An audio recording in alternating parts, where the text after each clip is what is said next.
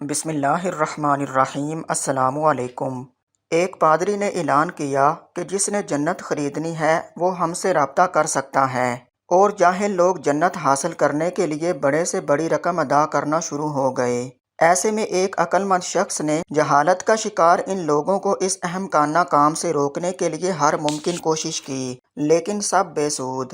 آخر ایک دن اس کے ذہن میں ایک ترکیب آئی۔ وہ گرجا گھر گیا اور جنت بیچنے کے انچارج پادری سے کہا کہ مجھے جہنم خریدنا ہے، کیا قیمت ہے؟ پادری حیران ہوا اور کہنے لگا، جہنم؟ اس شخص نے کہا، ہاں جہنم۔ پادری خوش ہوا کہ اب جہنم بیچ کر بھی کمائی کر سکوں گا، لہذا سوچے بغیر کہا، 3 سکے۔ اس آدمی نے جلدی جلدی رقم ادا کی اور کہا، جہنم کے دستاویز دے دو۔ پادری نے کاغذ کے ٹکڑے پر لکھا، جہنم کی دستاویز۔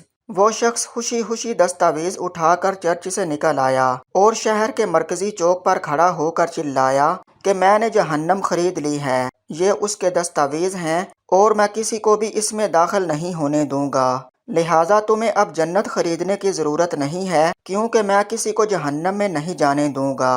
یہ شخص تھا سقراط، جس نے اپنے اس اقدام سے لوگوں کو ان کی لا علمی کی وجہ سے کی جانے والی حماقت سے نجات دلائی۔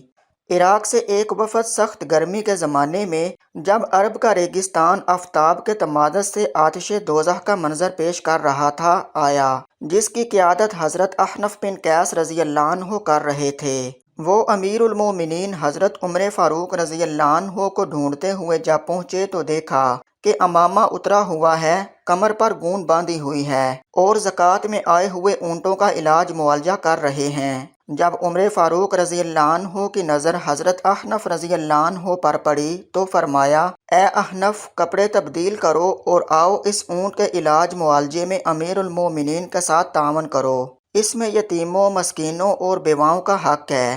ان لوگوں میں سے کسی نے کہا کہ امیر المومنین، اللہ تعالیٰ آپ رضی اللہ عنہ کی مغفرت فرمائے، آپ اپنے کسی غلام کو حکم فرما دیتے، وہ یہ کام انجام دے دیتا۔ حضرت عمر رضی اللہ عنہ نے عاجزانہ انداز میں فرمایا کہ بھلا مجھ سے بڑا غلام بھی کوئی ہوگا، اور یہ احنف رضی اللہ عنہ کون ہے؟ جو شخص مسلمانوں کے امور کا ذمہ دار ہو وہ مسلمانوں کا غلام ہے،